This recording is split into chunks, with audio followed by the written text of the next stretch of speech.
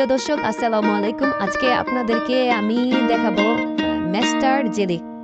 আসলে আমাদের বাড়িতে অনেকগুলো মেস্টা গাছ আছে, যেগুলো থেকে এই মেস্টাগুলো আমরা খেতে পারছি না।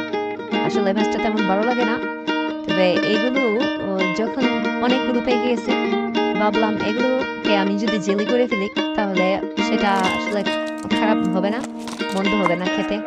আমাদের বাড়িতে মামানি আসছে বেড়াতে, তো আমি ভাবলাম যে মামানি, আম্মু আর আমি, আমরা তিনজনে মিলে মেস্টাগুলোকে গাছ থেকে তুলে নিলাম। তারপরে এগুলো ছিলে যে বিচিগুলো ফেলে দিয়ে শুধু উপরের অংশটাকেও আমরা নিয়ে নিলাম, ছালটুকু, মেস্টার যে ছালটুকু, এগুলো আমরা নিয়ে নিয়েছি। তারপরে এগুলো সবগুলো একসাথে ভালোভাবে ধুয়ে নিচ্ছি, খুব সুন্দরভাবে যত্ন করে ধুচ্ছি, কারণ এগুলো ময়লাগুলো পরিষ্কার করে নিচ্ছি। তারপর আমি চুলোতে 1 কাপ পরিমাণ পানি দিয়ে দিছি। আপনারা যতটুকু ম্যাশটা তুলবেন তার ওই আন্দাজেই আপনারা পানি দিবেন। পরবর্তীতে আমি অবশ্যই আরও 1 কাপ পানি দিয়ে ঢেলে দিয়েছি, কারণ 2 কাপ পানি হলে আমার এই ম্যাশটা এটা যথেষ্ট হয়।